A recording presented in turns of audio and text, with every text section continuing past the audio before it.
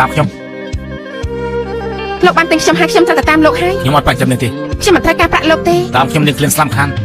ទុកចិត្តចោះខ្ញុំច្បាស់ជាមិនឲ្យលោកអត់ឃ្លានទេខ្ញុំគ្រាន់តែជួយនាងពេលនេះនាងអាចចេញទៅផ្ទះវិញហើយអេលោកសានថាខ្ញុំរំលឹកអាក្រក់មែនទេខ្ញុំនឹងស្ដាប់សម្ដីលោកហើយខ្ញុំមិនហូបស្បៀងច្រើនទេមួយថ្ងៃនំតែពាក់កណ្ដាលបានហើយពីថ្ងៃពាក់កណ្ដាលខ្ញុំខ្លួនឯងសុំទានគឺផងតែខ្ញុំមិនហូបរបស់លោកទេខ្ញុំមានកម្លាំងណាស់ខ្ញុំអាចជួយធ្វើការឲ្យលោកខ្ញុំអាចបោកគោកក្អែលដុសក្អែលហើយខ្ញុំអាចជួយលោកឲ្យចំណីសេះទៀតខ្ញុំមិនចាំចាស់នាងទេហើយនេះក៏មិនជាទេស្គាល់ខ្ញុំ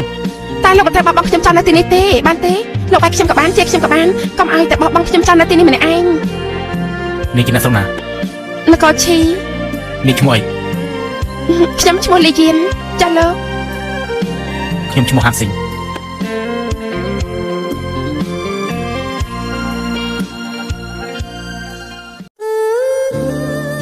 លោកមានប្រពន្ធទេអត់ទេចង់លោកមានស្រីដែរស្រឡាញ់ទេមានតាគេនៅណាមិនដឹងទេលោកមិនអាចមិនដឹងគេស្រឡាញ់លោកទេឲ្យនាង20កាក់ទុកឲ្យស្រួលបួលទៅកុំឲ្យបាត់ជួនដំណើរនាងត្រឹមនេះចុះតាមផ្លូវប្រយ័ត្នប្រយែងនិយាយនឹងគេប្រាប់ខ្ញុំផងរឿងមិនឆ្ងាយណាស់ថ្ងៃក្រោយចាំនិយាយប្រាប់តាមផ្លូវធំកំដាប់ទៅតូច